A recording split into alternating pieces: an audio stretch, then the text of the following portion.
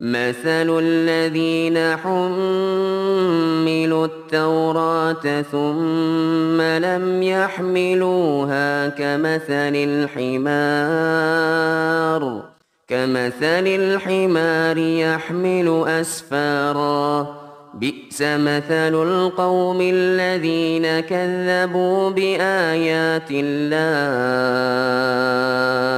والله لا يهدي القوم الظالمين. Terkhusus rukun iman yang 6, kita masih dalam pembahasan tentang iman yang pertama, iman kepada Allah Taala, di mana penulis Allah Taala menyebutkan bahwa iman kepada Allah Taala mencakup 4 perkara, mencakup 4 hal. Seorang hamba ketika dia mengaku beriman kepada Allah, maka 4 hal ini perlu ia yakini dan perlu untuk diperhatikan. Yang pertama, mengimani akan wujud Allah Taala, mengimani bahwa Allah Taala itu ada. Kemudian juga termasuk iman kepada Allah adalah mengimani akan rububiyahnya, mengesahkan perbuatan-perbuatan Allah yang menjadi kekhususan bagi Allah Taala. Semisal Allah yang menciptakan, semisal Allah yang menurunkan hujan, semisal Allah yang menghidupkan dan mematikan. Seorang hamba dikatakan pula sebagai seorang yang bertauhid manakala dia menjauhkan dirinya dari kesyirikan, dan termasuk kesyirikan ada dalam rububiyah Allah Taala. Ketika seorang hamba kemudian atau seorang muslim misalkan atau siapapun dia meyakini bahwa di sana ada yang dapat mengatur alam ini selain Allah dari makhluk-makhluk Allah, maka ini merupakan bentuk kesyirikan dalam rububiyah Allah Taala. Dan ini pun menjangkit sebagian manusia.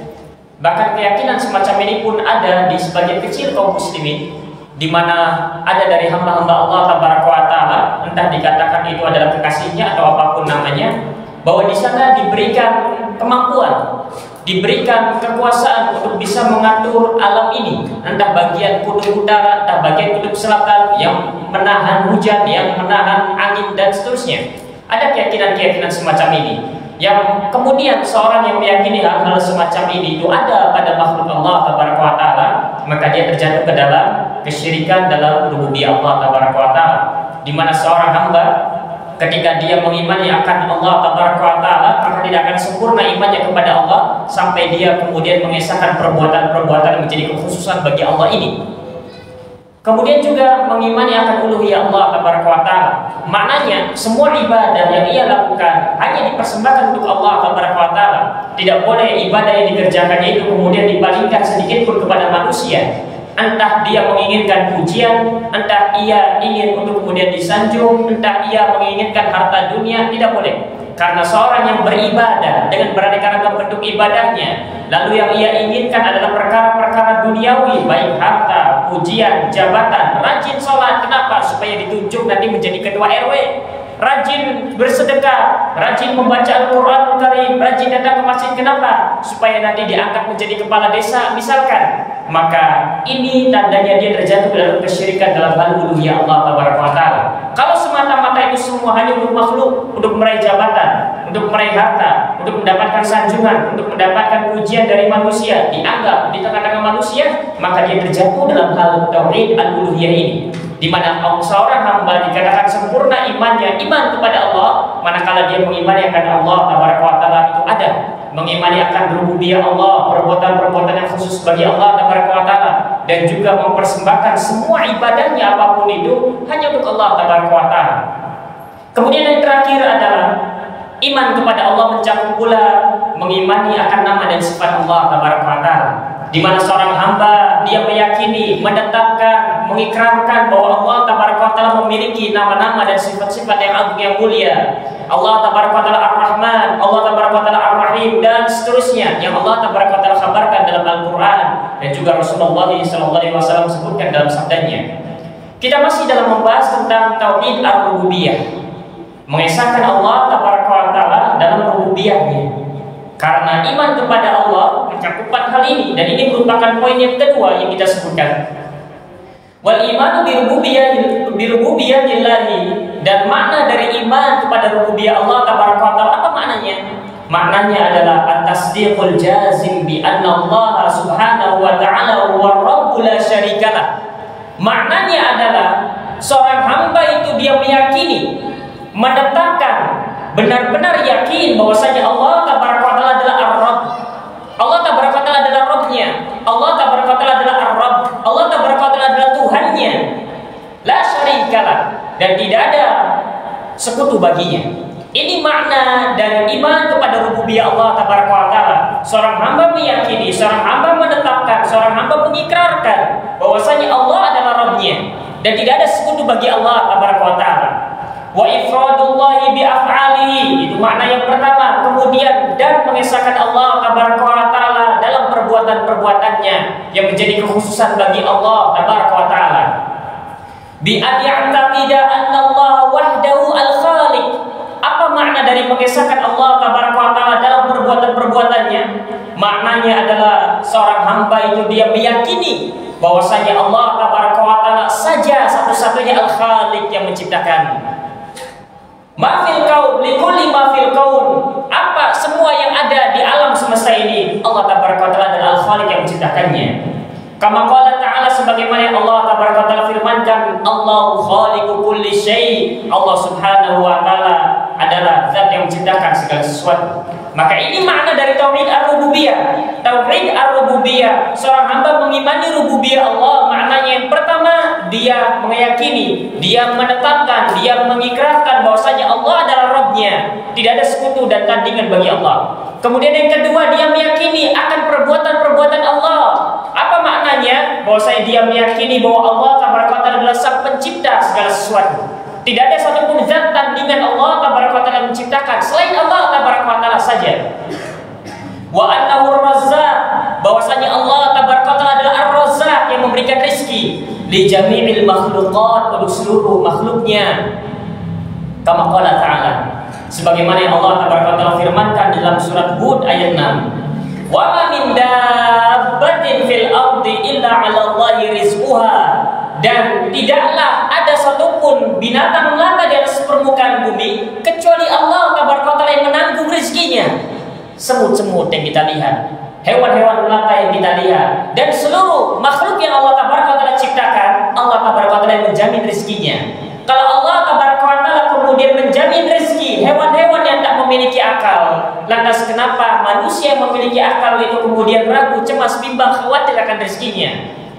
Bahkan kalau saja manusia itu tak meminta kepada Allah Tabaraka wa Ta'ala dalam doanya, ya Allah lancarkan rezekiku ya Allah, atau ya Allah kemudian bentangkanlah rezekiku kepadaku ya Allah, ya Allah berikan hamba rezeki ya Allah. Kalau saja tak meminta, Allah pasti kasih, karena Allah Tabaraka wa Ta'ala telah menjamin rezeki seorang hamba. Bahkan semuanya Allah telah jamin. Kalau sudah selesai jatahnya, maka wafat sudah.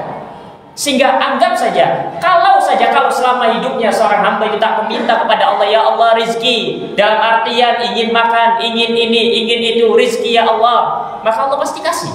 Karena Allah Tabaraka wa Ta'ala telah menjamin. Sehingga manusia ini sangat aneh sekali. Kita ini adalah makhluk yang aneh. Betapa sangat ragunya, betapa sangat bersungguh-sungguhnya kita meminta kepada Allah pada perkara-perkara yang telah Allah jamin kepada kita, dan kita tahu itu. Ini diantara yang tentang rezeki. Kita tahu Allah telah menjamin rezeki kita. Jangankan manusia, hewan yang melata saja Allah Tabaraka wa Ta'ala telah jamin rezekinya. Jangankan kita, orang-orang manusia yang berakal, hewan yang kalau kita anggap rasanya tidak mungkin dia bisa mendapatkan rezekinya, namun Allah telah jamin. Misalkan cecak, yang makanannya ternyata dia harus terbang. Cecak tidak bisa terbang. Bagaimana bisa cecak bertahan hidup dalam kondisi makanannya itu terbang? Nyamuk dan seterusnya terbang. Cecak, bagaimana caranya dia bisa mendapatkan nyamuk? Allah Tabaraka wa Ta'ala yang memberikan rezekinya. Lantas kenapa kemudian seorang hamba manusia, seorang muslim, seorang mukmin ragu akan rezeki yang Allah Tabaraka wa Ta'ala telah jamin untuk kita? Kemudian kita bersungguh-sungguh meminta kepada Allah apa yang telah Allah jamin untuk kita, dan kita tahu ya kalau kita tidak minta sekalipun saja Allah pasti tetap kasih. Namun kita tak pernah bersungguh-sungguh meminta kepada Allah pada perkara-perkara yang kita belum mengetahui jaminannya dari Allah Tabaraka wa Ta'ala, yaitu surga dan neraka. Kita belum tahu surga atau neraka tempat akhir kita. Bersamaan dengan itu, kita adalah orang yang kurang bersungguh-sungguh, atau jarang kita meminta kepada Allah dengan sungguh-sungguh, dengan kesungguhan, ya Allah aku meminta kepada surga Firdaus ya Rabb. Perbedaannya dengan meminta rezeki. Lancarkan rezekiku ya Allah, mudahkan rezekiku ya Allah, lapangkanlah ya Allah. Terus semua yang berkaitan dengan rezeki kita memintanya dengan bersungguh-sungguh, dengan kehadiran hati. Padahal Allah telah menjamin itu semua. Namun pada perkara-perkara yang kita tidak tahu jaminannya, kita ini surga atau neraka, kita tak pernah meminta kepada Allah Taala dengan sungguh-sungguh. Ya Allah, surga Firdaus ya Rabb. Ya Allah, keridhaanmu ya Rabb. Ya Allah, kecintaanmu ya Rabb. Ada apa dengan kita ini? Sehingga dari sini harus kita ubah, rezeki tak diminta sekalipun, tak pernah kita minta sekalipun, Allah pasti kasih. Allah pasti kasih. Kalau tidak dikasih, tandanya ajal sudah tiba, sudah selesai kemudian kehidupan kita di dunia. Allah Taala mengingatkan kita di dalam surat Hud ayat 6 ini untuk menunjukkan kepada kita bahwa makhluk yang tidak berakal saja sudah dijamin rezekinya. Bahkan yang kelihatannya tidak mungkin saja sudah dijamin rezekinya. Apalagi kita yang berakal, apalagi kita yang kemudian memiliki banyak cara untuk kemudian meraih rezeki kita, maka tentu lebih dari ini lagi. Inilah dia Allah Taala Ar-Razzaq wa annahul Malik, dan sesungguhnya Allah Taala adalah Al-Malik, yang memiliki, Al-Malik yang merajai, Al-Malik yang menguasai. Allah Taala, Allah Taala yang menguasai alam ini. Allah Taala yang memiliki semua diri-diri kita. Bahkan alam ini dimiliki oleh Allah Taala, dan tidak ada seorang pun yang keluar dari kerajaannya. Tidak ada seorang pun yang keluar dari kekuasaannya. Dan kita ini adalah hamba Allah Taala, Rabb Allah Taala. Sehingga tak perlu takut kepada apapun itu. Allah yang dapat memberikan kita manfaat. Allah Taala yang dapat mencegah kita dari mara bahaya. Sehingga meminta hanya kepada Allah Taala. Tak perlu takut kepada makhluk-makhluknya. Apalagi dari kalangan jin, dari kalangan dukun, dari kalangan sihir, santet, dan seterusnya. Kita punya Allah Taala. Allah Taala Al-Malik. Wa al-Maliku li kulli syai'. Allah Taala yang memiliki, yang merajai, yang menguasai segala sesuatu. Haitsu qala subhanahu, di mana Allah Taala berfirman di dalam surat Al-Maidah ayat 120, lillahi mulkus samawati wal ardh wa ma fihinna. Milik Allah Taala apa yang ada di langit dan apa yang ada di bumi dan apa yang ada di antara keduanya. Kita memiliki Rabb Allah Taala. Lantas kenapa seorang muslim itu kemudian bersedih dalam menjalani kehidupannya? Aku tak memiliki kenalan orang-orang yang tinggi jabatannya. Kita punya Allah. Aduh, tak punya backingan dari orang-orang yang punya kedudukan yang tinggi, yang memiliki harta yang berlimpah. Kita punya Allah, Allah Al-Ghani, Allah yang Maha Kaya, Allah Al-Malik yang menguasai segala sesuatu, yang merajai, yang memiliki segala sesuatu, Allah Al-Khaliq yang menciptakan segala sesuatu, wa huwa ala kulli syai'in qadir, dan Allah Taala Maha Kuasa atas segala sesuatu. Tidak ada yang mustahil bagi Allah Taala. Kita adalah hamba Allah Taala. Kenapa bersedih dalam menjalani kehidupan ini? Tidak cukupkah label abdun, label seorang hamba, bahwa kita ini adalah hamba Allah Taala, merupakan puncak tertinggi penghambaan kepada Allah Taala. Sehingga tak perlu risau dalam menjalani kehidupan ini. Tak mengapa tak dikenal oleh manusia. Yang penting kita adalah abdun, Abdullah. Kita adalah hamba Allah Taala. Kita punya Allah Taala. Sebagian orang ketika dia berupaya istiqomah, meminta hanya kepada Allah, berharap hanya kepada Allah, muncul bersitan-bersitan dalam pikiran. Tapi kalau tidak ditulis di status, bagaimana nanti ada orang yang datang membantu? Kalau hanya meminta saja kepada Allah, bagaimana caranya kemudian orang-orang itu bisa tahu kalau kita sedang membutuhkan bantuan? Akhirnya datang bersitan, ragu bahwa Allah Taala adalah yang menguasai, yang memiliki segala sesuatu. Minta hanya kepada Allah, tak perlu diisyaratkan dengan status-status, tak perlu untuk kemudian dituliskan. Aduh, bagian rumah pojok itu agak bocor sedikit. Berharap agar orang lain membantu, agar tahu, karena dalam pikirannya kalau tidak begini, bagaimana orang bisa tahu keadaan kita? Kita punya Allah Taala. Sehingga terkadang muncul bisikan-bisikan semacam itu. Ini yang kemudian harus kita kuatkan, keyakinan-keyakinan semacam ini, bahwa Allah Taala adalah Al-Ghani. Cukup kita hanya bagi Allah Taala saja.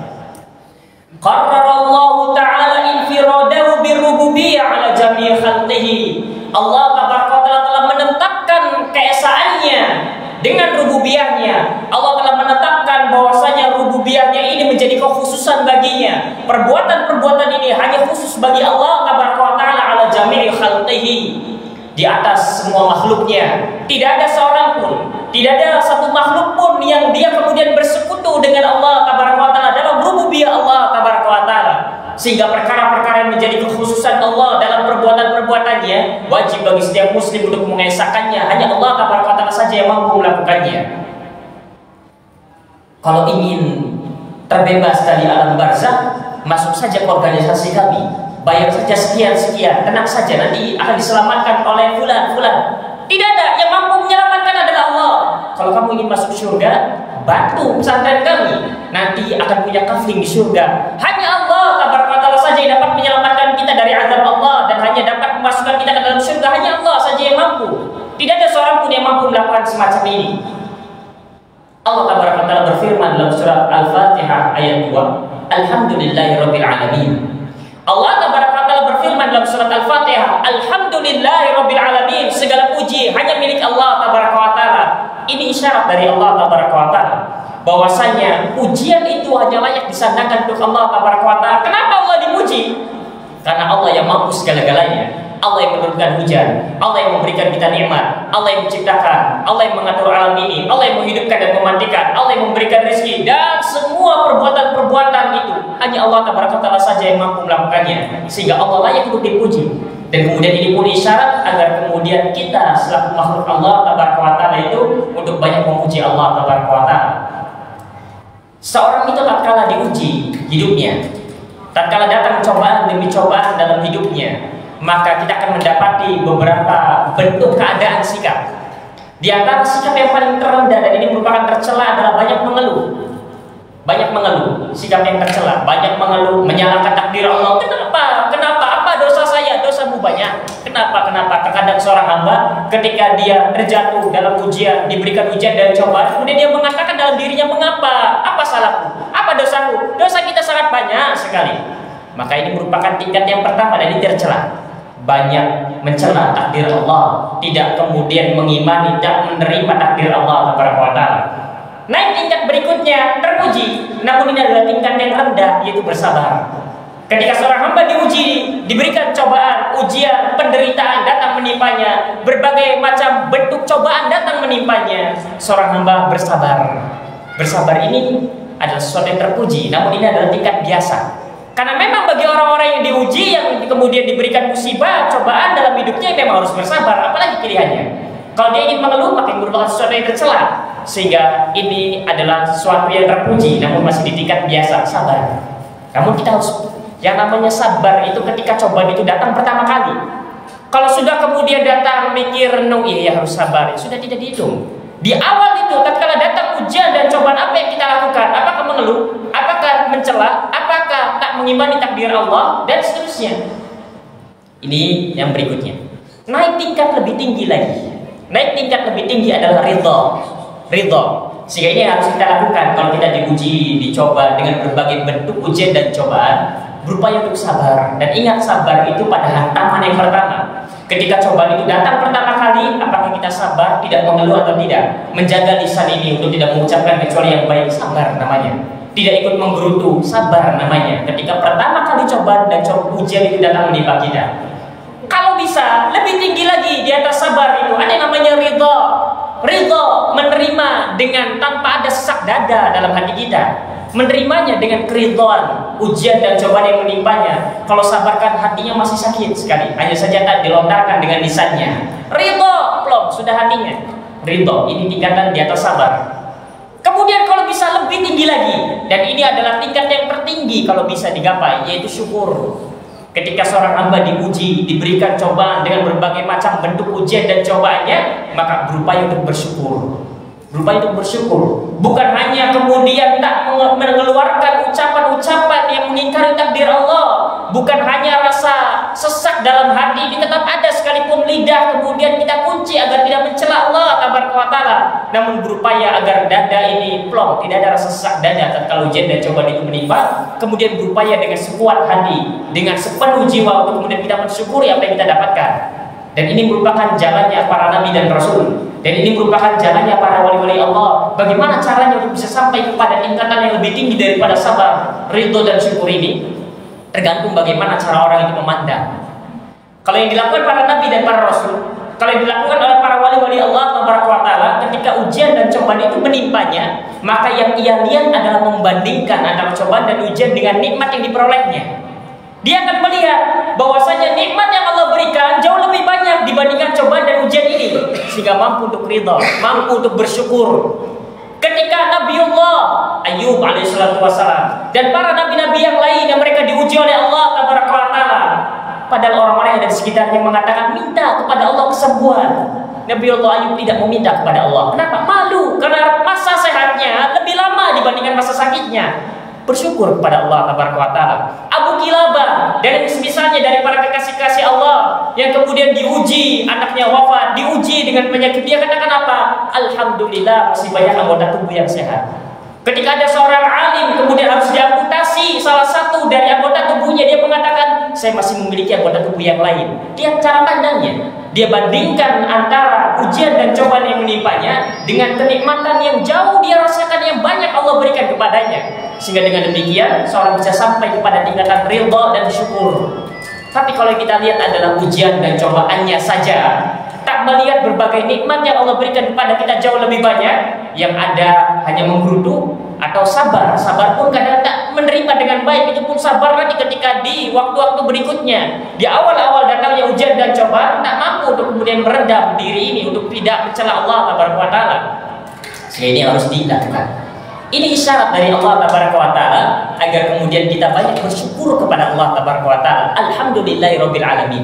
Kenapa bersyukur kepada Allah tabaraka wa taala? Karena Allah tabaraka wa taala dengan perbuatan-perbuatannya yang mulia banyak memberikan kepada kita nikmat, limpahan anugerah kepada kita. Nikmat terbesar adalah Islam dan iman. Nikmat terbesar adalah nikmat hidayah sunnah Rasulullah SAW. Ini merupakan nikmat yang besar yang tak dapat kemudian dibandingkan dengan nikmat-nikmat yang lain. Wa makna Rabbil alamin, dan makna Rabb semesta alam maknanya adalah ay khaliquhum wa malikuhum wa muslihuhum wa murabbihim bi anwa'i ni'amihi wa fadlihi. Makna dari Rabb semesta alam adalah bahwa Allah tabaraka wa taala menciptakan alam semesta seluruhnya. Allah tabaraka wa taala adalah yang menguasai, memiliki alam semesta seluruhnya. Allah tabaraka wa taala adalah zat yang memperbaiki alam semesta, yang mengatur alam semesta seluruhnya. Wa murabbihim, yang mentarbiyah semesta alam ini semuanya. Bi anwa'i ni'amihi. Bagaimana cara Allah tabaraka wa taala mentarbiyah alam ini? Bagaimana cara Allah tabaraka wa taala mengatur alam ini? Dengan nikmat-nikmatnya, dengan karunia-karunia dan anugerah-anugerah yang Allah berikan kepada alam semua ini. Maka Allah tabaraka wa taala adalah Rabbul alamin. Itu makna dari Rabbul alamin. Wa qad fatarallahu al-khalqa 'ala al-iman bi rububiyyatillahi ta'ala. Dan sungguh Allah tabaraka wa taala telah memberikan fitrah pada setiap manusia untuk mengimani akan rububiyah Allah tabaraka wa taala. Dasarnya begitu. Sehingga semua manusia dari kalangan agama manapun mereka sepakat bahwa alam ini ada yang menciptakan. Itulah fitrahnya. Bahwa yang namanya alam ini pasti ada yang menciptakannya. Sang pencipta itu ada, Tuhan itu ada. Sehingga kalau ditanyakan apakah alam ini ada yang menciptakannya ataukah terjadi secara tiba-tiba, pertama pertanyaannya salah. Pertanyaan yang benar adalah apakah alam ini ada yang menciptakan atau tidak ada yang menciptakan. Maka jawabannya seluruh manusia pasti akan mengatakan ada yang menciptakan. Karena itu merupakan fitrah manusia, yakin akan adanya Tuhan, yakin akan adanya Sang Pencipta. Dan Allah tabaraka wa taala telah memberikan fitrah tersebut hatta musyrikil Arab, sampai-sampai orang musyrikin yang Rasulullah SAW perangi mereka, musyrikin Arab, orang-orang kafir jahiliyah yang kemudian Allah tabaraka wa taala mengutus Rasul kita di tengah umat mereka, di tengah-tengah mereka, itu seluruh alam. Mereka pun meyakini akan rububiyah Allah tabaraka wa taala. Yang namanya Abu Jahal dan Abu Lahab jangan dikira tak mengenal Allah. Yang namanya Abu Jahal dan Abu Lahab jangan dikira tak tahu siapa Allah. Mereka tahu Allah, bahkan sebagian mereka menamakan Abdullah, sebagian mereka, sehingga mereka tahu Allah itu siapa. Dan sebagian mereka pun mereka mengimani, menetapkan, mengikrarkan akan rububiyah Allah tabaraka wa taala. Ketika mereka minta kepada Allah, mereka tahu bahwa Allah yang memberikan rezeki, yang menghidupkan dan mematikan. Zaman Nabi SAW, orang-orang musyrikin di zaman Rasulullah SAW, kama qala subhanahu, sebagaimana yang Allah tabaraka wa taala firmankan. Dari mana kita bisa menyimpulkan bahwa orang-orang musyrikin, kafirin, jahiliyah yang diperangi oleh Rasulullah SAW itu mereka meyakini akan adanya Allah, mereka meyakini bahwasanya Allah itu Sang Pencipta, mereka meyakini bahwasanya Allah yang menghidupkan dan mematikan. Kalau begitu ya mereka Muslim. Allah sendiri yang mengatakannya. Allah sendiri yang mengatakannya di dalam surat Al-Mu'minun, di antaranya ayat 86 sampai 89. Allah Rabb kita yang mengkhabarkan bahwasanya orang-orang musyrikin yang diperangi oleh Rasulullah, mereka itu tahu Allah, mereka mengimani Allah yang menciptakan, menghidupkan, memberikan rezeki. Kul, kata Allah tabaraka taala, katakan oleh Muhammad kepada mereka semua ini, orang-orang kafirin, musyrikin, jahiliyah, man rabbus samawati as-sab'i wa rabbul 'arsyil 'azim. Katakanlah wahai Muhammad kepada mereka, siapakah Rabb langit yang 7 ini? Siapakah Rabb arsy yang besar ini? Dikatakan saya uluna lillah. Mereka pasti akan mengatakan bahwasanya Rabb langit ini, Rabb arsy yang besar ini adalah Allah tabaraka wa taala. Yang memiliki ini semua adalah Allah tabaraka wa taala.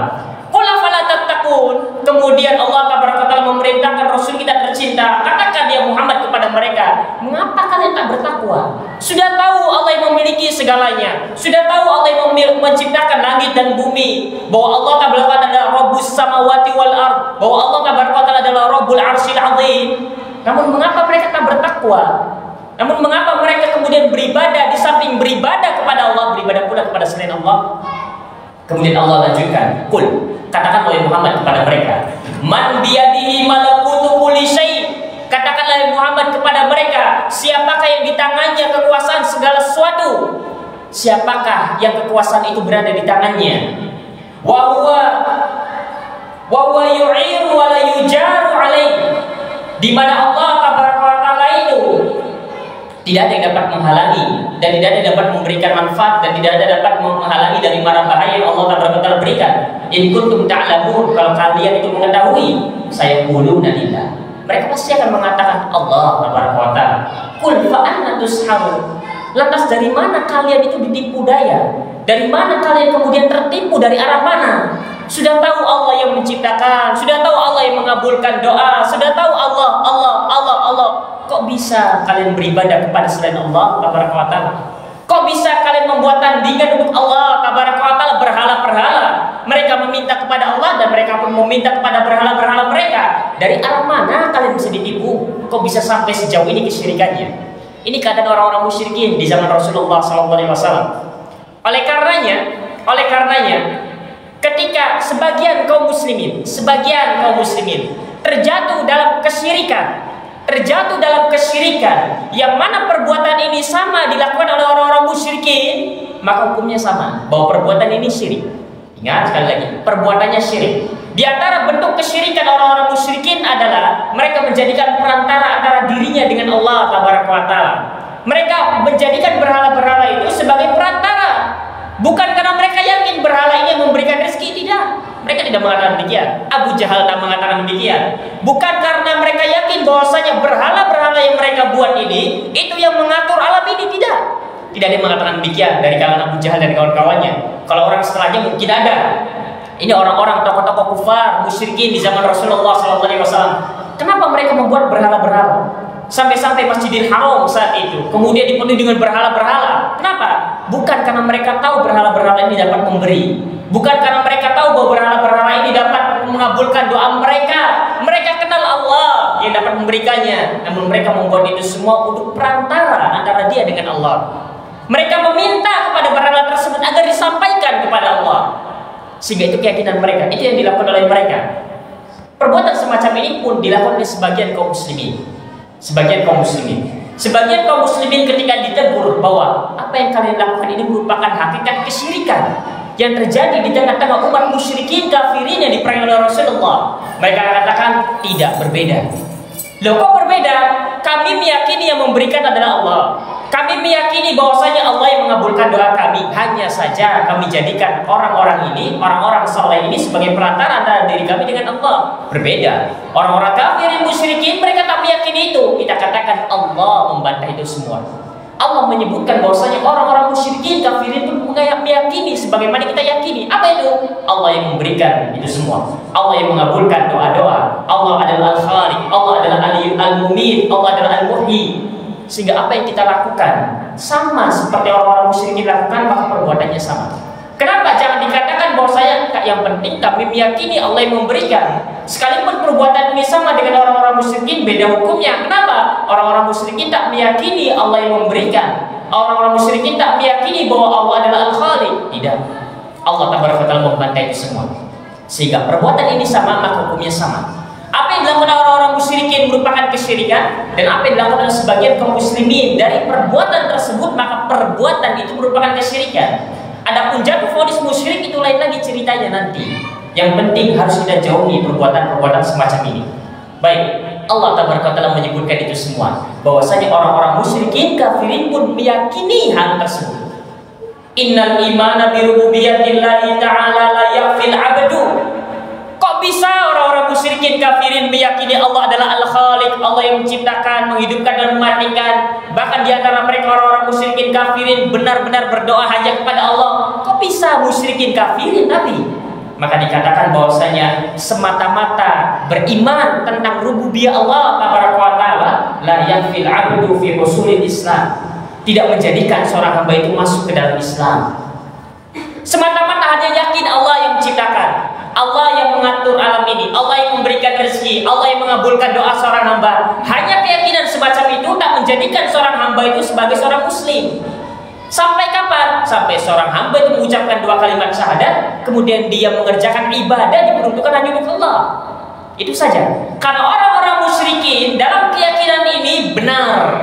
Maksud benar adalah mereka meyakini dengan keyakinan yang benar. Allah yang menciptakan, Allah yang memberikan rezeki, Allah yang menghidupkan dan mematikan.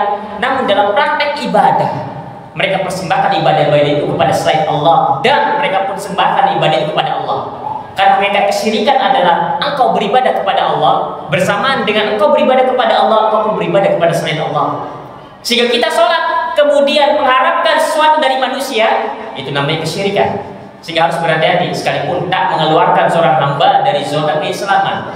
Seorang hamba kemudian baca Quran, ingin dipuji, ingin disanjung, maka ada campuran niat di sana. Kita beribadah kepada Allah, baca Al-Quran, namun kita mengharapkan dari makhluk Allah Tabaraka wa Ta'ala, sehingga dia pun kesyirikan, sehingga harus dijauhi. Ini kayak kesyirikan. Apalagi kalau kemudian benar-benar meminta kepada selain Allah, ya lebih besar lagi kesyirikannya.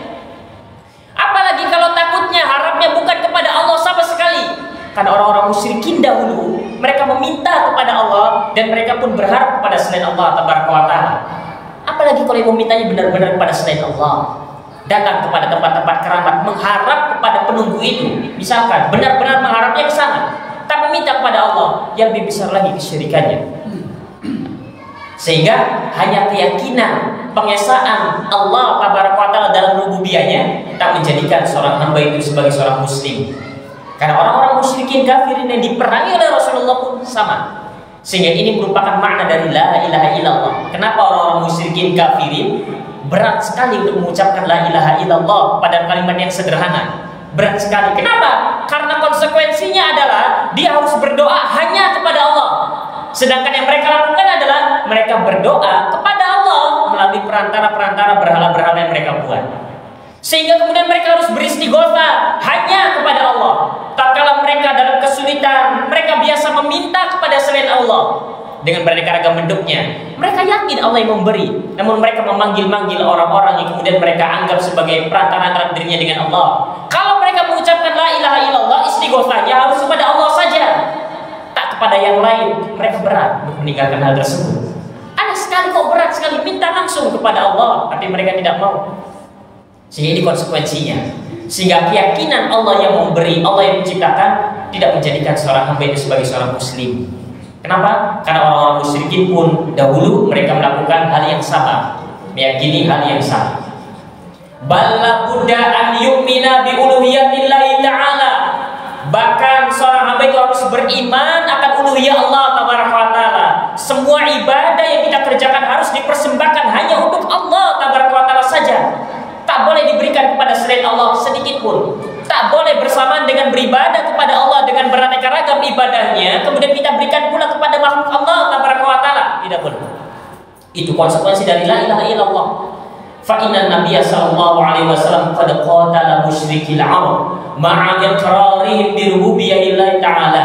Karena sesungguhnya Nabi sallallahu alaihi wasallam memerangi orang-orang musyrikin Arab, memerangi orang-orang musyrikin kafirin jahiliyah dahulu. Bersamaan dengan itu mereka menetapkan, bukan hanya menetapkan, mereka meyakini Sahabat yang mulia Abdullah bin Abbas radhiyallahu taala mengatakan min imanihim, di antara keimanan mereka, di antara keyakinan mereka, Allah yang menciptakan, Allah yang menghidupkan, Allah yang mengatur alam semesta.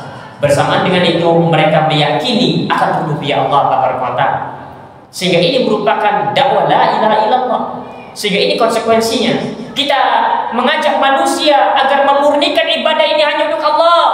Jangan sampai ada bersintan-bersintan di sana tujuan-tujuan duniawi. Jangan sampai ada tujuan-tujuan mengharapkan sanjungan dan pujian dari manusia. Jangan sampai kemudian takut kepada selain Allah Tabaraka wa Ta'ala. Jangan berharap kepada selain Allah Tabaraka wa Ta'ala dengan beraneka ragam bentuknya.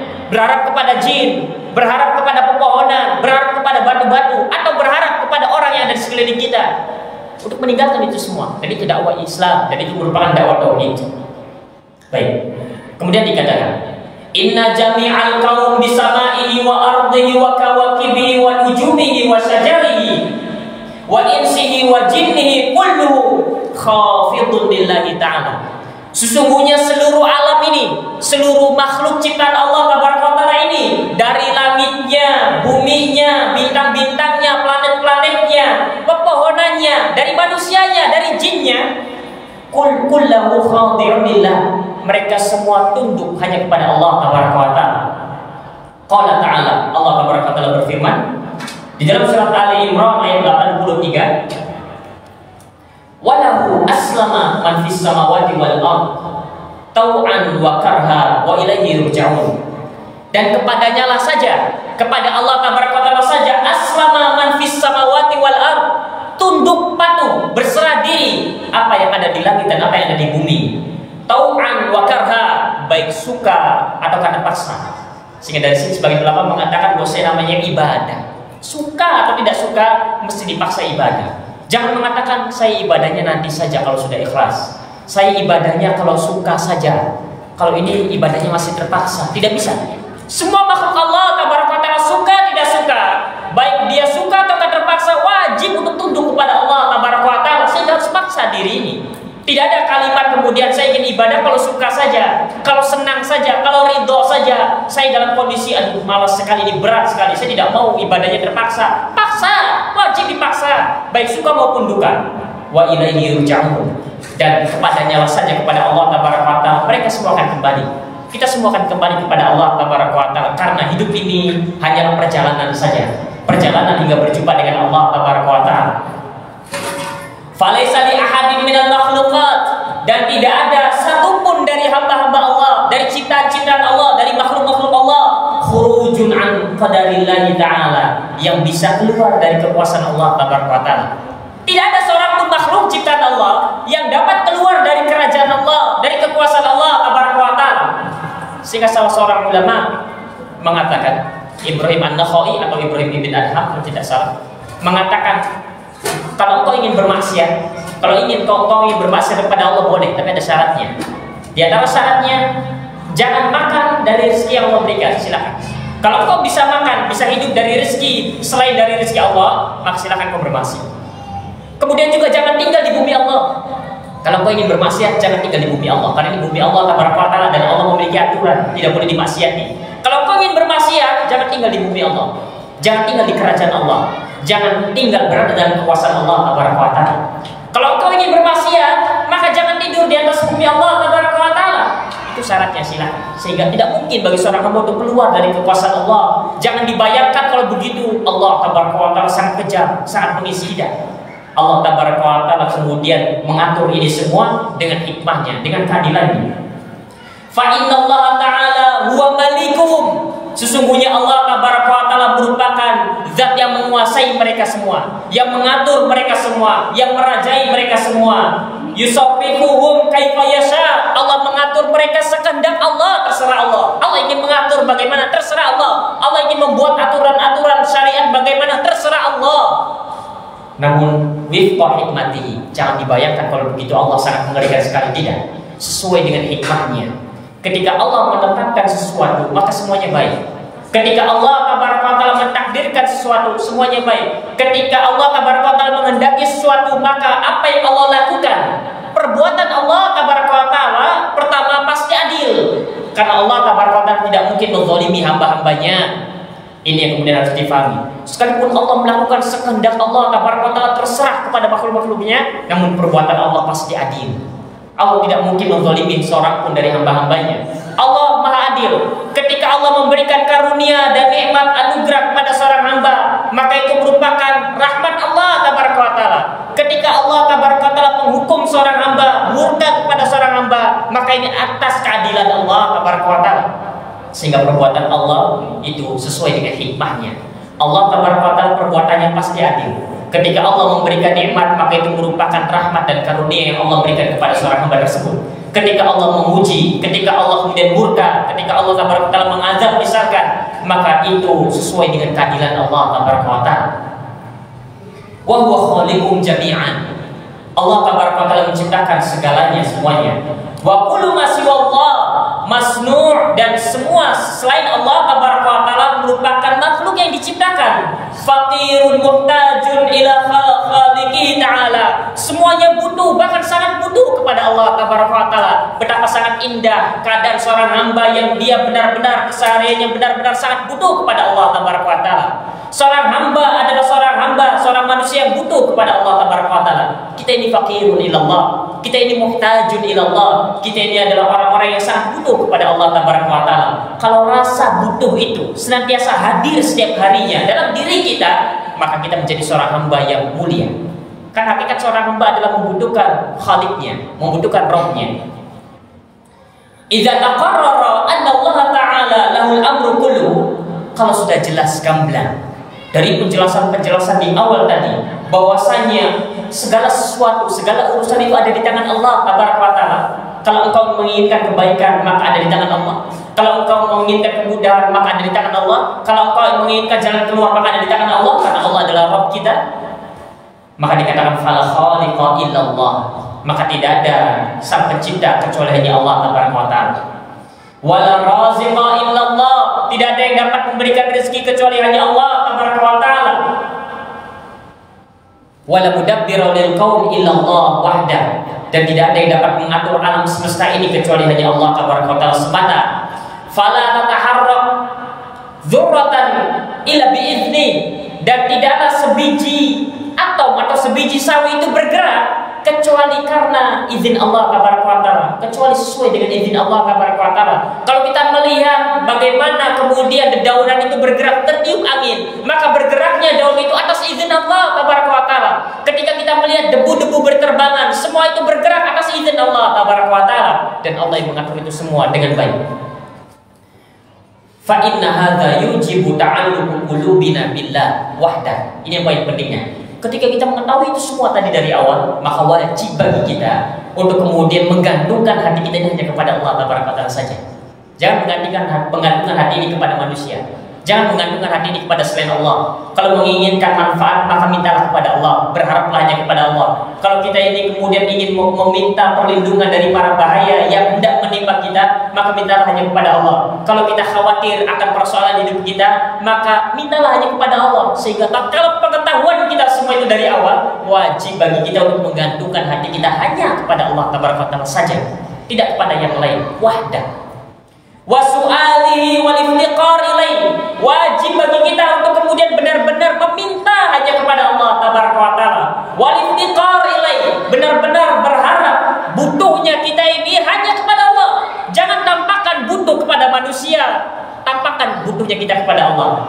Jangan tampakkan rasa butuh kepada manusia. Jangan tampakkan rasa butuh kepada makhluk Allah Taala dalam perkara-perkara yang Allah saja yang dapat mampu memberikannya. Mintalah hanya kepada Allah, berharaplah hanya kepada Allah. Tampakkan bahwa kita ini adalah hamba yang sangat butuh kepada Allah Taala semata. Wal i'timad alaih, bergantung hanya kepadanya. Ketika kita mengetahui semua ini, maka wajib bagi kita untuk benar-benar bergantung hanya kepada Allah Taala. Fa huwa subhanahu khaliquna wa raziquna. Dialah Allah Taala khaliquna, yang menciptakan kita, wa raziquna, yang memberikan kita rezeki. Selalu diulang-ulang, Allah ar-razzaq, Allah ar-razzaq, Allah raziquna, Allah raziquna. Karena terkadang kita tahu Allah menjanjikan, menjamin rezeki kita, namun kita ragu, namun kita khawatir, namun kita cemas. Sehingga perlu untuk diulang-ulang bahwa Allah ar-raziquna, Allah yang memberikan kita rezeki. Wa malikuna, Allah yang menguasai kita, Allah yang mengatur kita, Allah yang memiliki kita. Bahwasanya diri kita ini dimiliki oleh Allah Tabaraka wa Ta'ala. Semua hal yang kita miliki pun itu bukan milik kita, itu milik Allah Tabaraka wa Ta'ala. Jangan merasa memiliki, karena semua yang kita miliki itu adalah hakikat yang milik Allah Tabaraka wa Ta'ala. Seorang yang merasa memiliki akan sulit melepaskannya dari tangan. Namun ketika seorang hamba tahu bahwa ini milik Allah, dia tidak akan hitung-hitungan. Toh ini milik Allah, semuanya akan kembali kepada Allah Tabaraka wa Ta'ala. Maka ini merupakan poin penting dari tauhid ar-rububiyah. Sedikit saja, kemudian satu paragraf lagi. Al-iman bi uluhiyatillahi ta'ala. Kita akan ambil sedikit tentang pembahasan tauhid al-uluhiyah. Setelah berbicara tentang tauhid ar-rububiyah, kemudian Asy-Syaikh Hafizahullah Tabaraka wa Ta'ala beralih kepada poin ketiga, yang mana iman kepada Allah mencakup 4 poin ini. Kita sampai kepada poin yang ketiga. Makna iman bi uluhiyatillahi ta'ala. Pertama, makna iman kepada uluhiyah Allah Tabaraka wa Ta'ala. Apa maknanya? At-tasdiqul jazim bi anna Allah Ta'ala wahdahul mustahiqu li jami' anwa'il ibadah adh-dhahirati wal batinah. Makna dari mengimani Allah, mengimani uluhiyah Allah Tabaraka wa Ta'ala, beriman akan uluhiyah Allah Tabaraka wa Ta'ala, yang mana beriman akan uluhiyah yang merupakan poin ketiga dari 4 poin iman kepada Allah.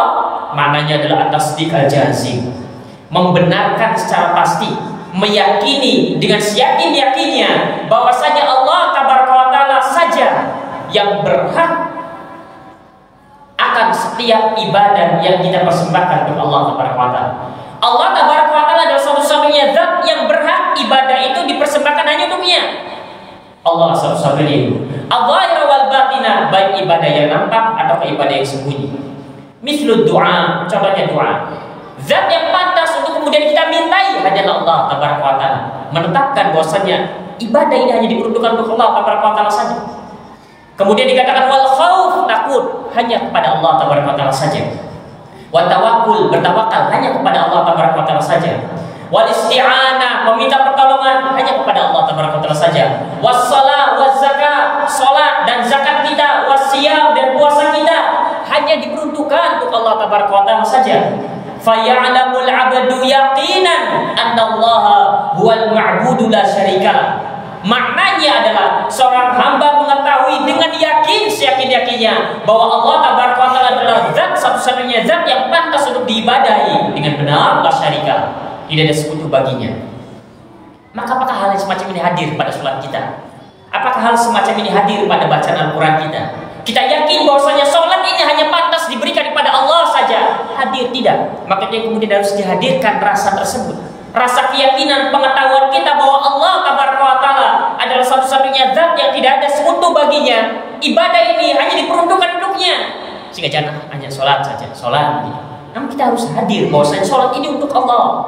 Bacaan Al-Quran ini benar-benar untuk Allah, karena Allah lah satu-satunya zat yang layak untuk mendapatkan itu semua. Fala ma'budu bihaqqin illallah ta'ala. Maka tidak ada satupun zat yang berhak untuk diibadahi kecuali hanya Allah Tabaraka wa Ta'ala. Kama qala ta'ala, sebagaimana yang Allah Tabaraka wa Ta'ala firmankan di dalam surat Al-Baqarah ayat 163, wa ilahukum ilahun wahid. Sesungguhnya ilah kalian yang berhak untuk diibadahi adalah ilahun wahid, adalah ilah yang satu saja. La ilaha illa huwa rahmanur rahim. Tidak ada satupun zat yang patut untuk diibadahi kecuali hanya Dia, Ar-Rahman, Ar-Rahim. Dialah Allah Tabaraka wa Ta'ala yang Ar-Rahman lagi Ar-Rahim. Allah adalah Ar-Rahman, Allah adalah Ar-Rahim. Allah adalah Maha Pengasih lagi Maha Penyayang. Allah adalah Ar-Rahman, Maha Pengasih, yang mana Allah tak pernah pilih kasih. Allah berikan nikmat kepada hamba-hambanya yang beriman. Allah berikan pula nikmat kepada hamba-hambanya yang kafir di dunia. Sehingga Allah Tabaraka wa Ta'ala adalah Ar-Rahman, Maha Pengasih, karena tak pernah pilih kasih kepada hamba-hambanya. Allah adalah Ar-Rahim, Maha Penyayang, karena kasih sayang Allah hanya diperuntukkan bagi hamba-hamba Allah yang beriman saja. Allah Maha Pengasih, tak pernah pilih kasih. Allah adalah Maha Penyayang, karena kasih sayang Allah hanya diberikan untuk hamba-hamba Allah yang beriman saja. Di dunia Allah berikan kebahagiaan qalbu. Di dunia Allah berikan hidayah orang-orang yang disayanginya. Di akhirat Allah masukkan ke dalam surga. Itulah Dia Allah Ar-Rahim, itulah Dia Allah Ar-Rahman. Fa akhbara ta'ala anna ilaha ilahun wahid. Di dalam ayat barusan Allah mengkhabarkan kepada kita bahwasanya ilah, Tuhan, Ilah, satu-satunya zat yang diibadahi, yang berhak diibadahi hanyalah satu ilah saja. Ai ma'budun wahidun, zat yang patut diibadahi itu hanya satu saja. Memang benar ilah-ilah itu banyak, Tuhan-Tuhan itu banyak, namun Tuhan yang hak hanya satu. Zat yang patut diibadahi dengan benar hanya satu, yang lainnya batil. Ilah yang batil banyak, ilah yang hak cuma satu, yaitu Allah.